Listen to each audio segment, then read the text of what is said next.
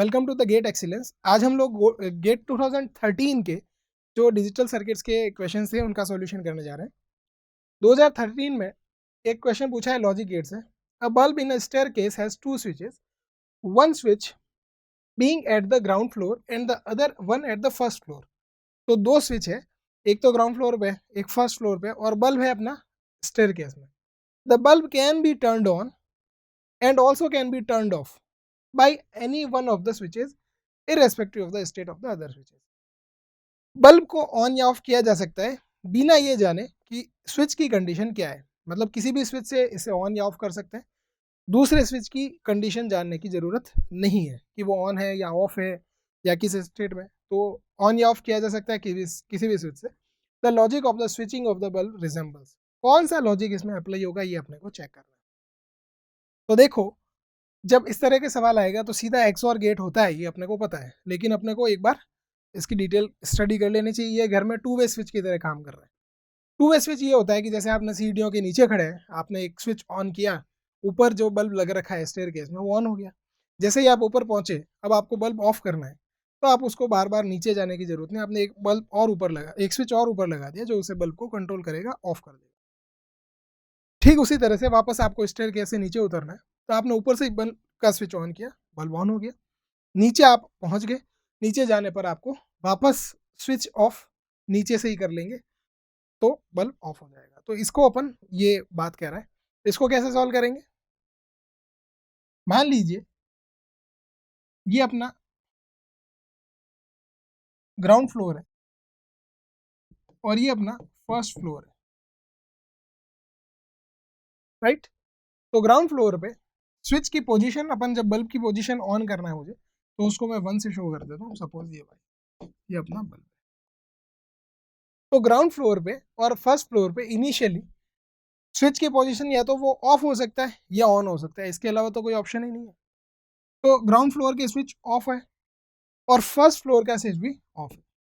तो जब दोनों ही स्विच ऑफ है तो बल्ब ऑब्वियसली ऑफ ही रहना है, उसमें कोई डाउट नहीं। अब ग्राउंड फ्लोर का स्विच तो ऑफ है, लेकिन फर्स्ट फ्लोर पे आप हैं और आपने स्विच को ऑन किया, तो इसको ऑन होना ही है, तो क्योंकि दे रखा है क्वेश्चन में। ठीक उसी तरह से अब आपने ग्राउंड फ्लोर पे स्विच को ऑन कर दिया,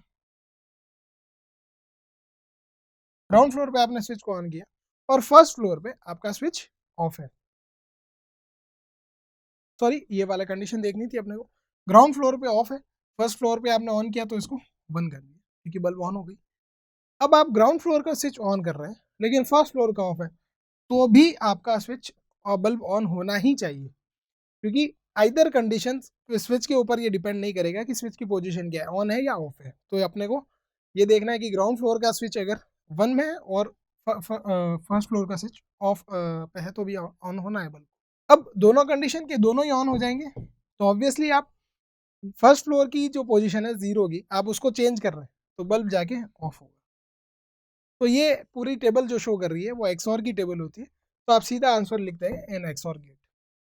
इसमें ये ध्यान रखना कि ग्राउंड फ्लोर और फर्स्ट फ्लोर इन्वर्टिंग नहीं है। इन्वर्टिंग का मतलब तो ये होता है कि एक को ऑन किया दूसरा ऑफ होगा, ये उसकी कंडीशन होगी, लेकिन ऐसा नहीं है। आप बल्ब को ऑन होना या ऑफ होना ये आपकी एक जिम्मेवारी है, क्योंकि अब जब इस कंडीशन में ऑन था और जब आपने फर्स्ट फ्लोर पे जाके स्विच को ऑन किया, क्योंकि ये 0 से 1 किया, तो ये ऑफ हो गया। तो ये ध्यान रखना है कि ग्राउंड फ्लोर और फर्स्ट फ्लोर पे दो अलग अलग स्विचेज हैं, उनकी कंडीशन ये है कि कोई भी एक स्विच से बल्ब को ऑन या ऑफ किया जा सकता है। तो ये वाली कंडीशन पॉसिबल सेट होती है जो कि एक्स और गेट को शो करती है।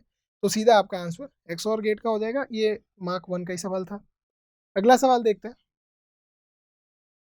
अगला सवाल है, in the circuit shown below Q1 has a negligible collector to emitter saturation voltage. ये लॉजिक गेट से सवाल है बेसिकली, लेकिन अपने को ये चेक करना है कि बूलियन एक्सप्रेशन क्या है इसका, ये लिखना। In the circuit shown below Q1 has a negligible collector to emitter saturation voltage. देखो Q1 में ये collector to emitter saturation voltage है वो नेग्लिजिबल है और ये बेस होता ही है, तो यानी इस वाली सैचुरेशन रेजिस्टेंस को तो अपन ने एमिटर सैचुरेशन वोल्टेज तो नेग्लिजिबल मान लिया। Diode drops negligible voltage across it. Diode के अक्रॉस भी वोल्टेज ड्रॉप बहुत कम हो रहा है, ठीक है, मान लिया। अंडर फॉरवर्ड बायस है, जब फॉरवर्ड बायस होता है तो, ठीक है। इफ VCC इज +5 वोल्टेज, ठीक है। X एंड Y, देखिए ध्यान दीजिए, X and Y are the digital signals with 0 voltage as logic 0 and VCC as a logic 1। यानी जब मैं इसको 0 दूंगा तो वो एज अ लॉजिक 0 काम करेगा, और जब मैं VCC दे रहा हूँ तो बेसिकली मैं +1 दे रहा हूँ, ठीक है। Then the Boolean expression for the Z is, अब मेरे को Z के बारे में पता करना है कि Z काम कैसे करता है, ठीक है। इसको थोड़ा सा ध्यान देके समझ लीजिए। देखिए X और Y आपके पास दो इनपुट्स हैं, ठीक।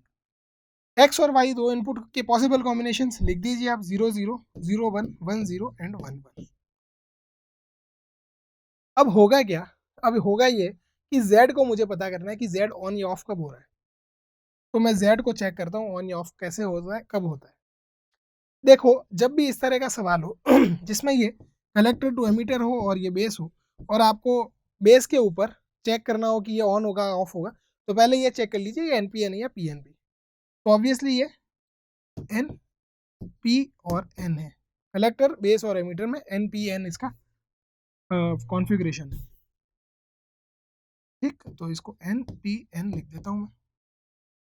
तो जब इसको P पे एक वोल्टेज मिलेगा जो 0 वोल्टेज है अगर लॉजिक 0 के हिसाब से, तो ये ऑन होगा ही नहीं, तो Q1 ऑफ रहेगा।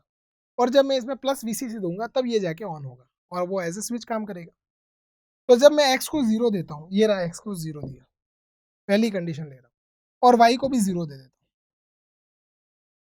तो देखते हैं क्या होता है। X को 0 देने पर ये Q1 ऑन होगा ही नहीं, तो मैं यहाँ पे Q1 और उसकी भी स्टेट लिख देता हूँ, Q1 और diode.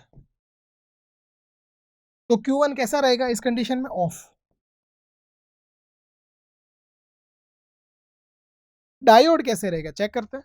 Diode Y equals to 0 दिया है अपन मैंने N पे, और उसका P साइड जुड़ा हुआ है इस VCC से। तो P साइड अगर पॉजिटिव से या हायर वोल्टेज से जुड़ा हो, N साइड नेगेटिव या 0 वोल्टेज से जुड़ा हो, तो उस कंडीशन को मैं कहता हूँ डायोड फॉरवर्ड बायस्ड है। तो मैं डायोड को फॉरवर्ड बायस बोलूंगा, या फॉरवर्ड बायस या फिर ऑन कंडीशन, सिंपल, इसमें क्या दोनों एक ही बात है। डायोड को ऑन कंडीशन में बोलना है, इसका मतलब वो फॉरवर्ड बायस है, ठीक। अब मुझे Z की वैल्यू देखनी है कि Z क्या होगा, क्योंकि एक्सप्रेशन ऑफ द Z ही पूछा है उन्होंने क्वेश्चन में। तो Z की वैल्यू क्या होगी वो देखते हैं। Z is equal to connected with what, क्योंकि ये शॉर्ट सर्किट होगा और Y से जुड़ा हुआ है। शॉर्ट सर्किट क्यों होगा, क्योंकि ये फॉरवर्ड बायस हुआ। शॉर्ट सर्किट या स्विच ऑन कुछ भी बात कर दीजिए, तो डायोड ऑन होते ही Z जुड़ेगा Y से, और Y की वैल्यू अपने पास 0, तो Z की वैल्यू आएगी 0। ये तो ऑन ही नहीं है, तो इसके ऊपर तो अभी कुछ दिमाग लगाना ही नहीं, मतलब ये तो स्विच ऑफ है, और ऑफ है मतलब ओपन है। इधर से कोई ना तो एक्स का इसके ऊपर इफेक्ट आ रहा है, ना कोई करंट जा रही है VCC से। VCC डायरेक्ट Z और इस डायोड से जुड़ा हुआ है, और Z इस डायोड के Y टर्मिनल से जुड़ गया जो कि 0 से कनेक्टेड है, इसलिए आउटपुट 0। सेकेंड कंडीशन लेता हूँ, जब X की वैल्यू तो 0 रखूँ और इस Y की वैल्यू मैं 1 कर दूँ। Y की वैल्यू 1 करने पर क्या होगा, देखो इसको 0 रखने पर ये Q1 तो अभी भी ऑफ ही है। डायोड कैसे काम करेगा, Y इज इक्वल टू 1 रख दिया, और VCC R1 के थ्रू इससे जुड़ा हुआ है। ध्यान दीजिए, VCC R1 के थ्रू इस डायोड के P टर्मिनल से जुड़ा हुआ है। देखो ये लॉजिक 1 भी VCC है, क्वेश्चन में दे ही रखा है। तो आप कहोगे साहब दोनों तरफ VCC हो गया, नहीं, ये R1 के थ्रू आ रहा है तो कुछ कम वैल्यू यहाँ पे आएगी, तो डायोड उस समय as a reverse bias work करेगा, और उसको अपन बोलेंगे ऑफ कंडीशन। इसका मतलब ये हो गया कि Q1 भी ऑफ और डायोड भी ऑफ, तो Z का क्या होगा, अब Z डायरेक्टली इस VCC से जुड़ जाएगा, तो Z के ऊपर वैल्यू आएगी 1, या फिर मैं प्लस VCC लिखूं, बात एक ही है। थर्ड कंडीशन पे चलते हैं, जब 1 0 हो जाए, तो X की वैल्यू जब आपने 1 दे दी, अब चेंज हो जाएगा पूरा मैटर। X की वैल्यू आपने 1 दे दी और Y की वैल्यू 0 रखी। X की वैल्यू 1 रखते ही बेस के ऊपर वोल्टेज आया कुछ, और इसने Q1 को ऑन किया, ठीक। Q1 को ऑन करने पर VCC के पास एक डायरेक्ट पाथ मिल गया ग्राउंड तक के लिए, और VCC डायरेक्टली अपनी करंट इस स्विच के थ्रू पास करेगा और अपना सर्किट पूरा करेगा। डायोड को भी कंडीशन चेक कर लेते हैं। डायोड Y इक्वल्स टू 0 देने पर डायोड भी फॉरवर्ड बायस हो गया, क्यों, क्योंकि डायोड की पी साइड हायर वोल्टेज से जुड़ी हुई है और एन साइड लोअर वोल्टेज यानी जीरो से जुड़ी हुई है। इसका मतलब ये होगा कि Z की वैल्यू इस बार दोनों कंडीशन में, मतलब Q1 के ऑन होने पर भी और Y डायोड के फॉरवर्ड होने पर भी आउटपुट जीरो देगी। कैसे? Z की वैल्यू जीरो आएगी इस केस में। कैसे? जब ये फॉरवर्ड बायस हो गया तो ये शॉर्ट हो गया, तो इसको मैं लिखूंगा forward bias. Diode forward bias होते ही Z जीरो से कनेक्ट हो गया, या फिर फॉरवर्ड बायस होने पर ये Z जीरो से कनेक्ट हो गया। एक Q1 ऑन है, ऑन होते ही इसके पास एक पाथ मिल गया, तो Z इसके थ्रू जीरो से कनेक्ट। तो दोनों ही कंडीशन में ग्राउंड से या जीरो से कनेक्टेड है, इसलिए आउटपुट थर्ड कंडीशन यानी 1-0 वाली कंडीशन में भी जीरो पे ही आएगा। अब मैं 1-1 कर देता हूँ, दोनों पे 1-1 करता हूँ। y इज इक्वल टू 1 और x इज इक्वल टू 1। तो ये 1 देने पर ये ऑन, क्योंकि ये बेस पे मिल गया मुझे हायर वोल्टेज, और ये 1 और VCC R1 के थ्रू होके इसके पी से जुड़ रही है, तो ये हो गया अपने पास रिवर्स। रिवर्स मतलब ऑफ। ठीक है, तो ये ऑफ हो गया और ये ऑन हो गया, तो Z इसके थ्रू इससे जुड़ जाएगा ग्राउंड से, तो Z इस बार भी जीरो। तो Z के पास केवल एक टर्म बचती है जिसके ऊपर ये 1 हो रहा है, that is 0 and 1, that is nothing but x bar y। ये इसका आंसर रहेगा। तो x बार y इसका एक्सप्रेशन हो गया। 2 मार्क्स का सवाल था, इंपॉर्टेंट है, ध्यान दीजिएगा। Thank you.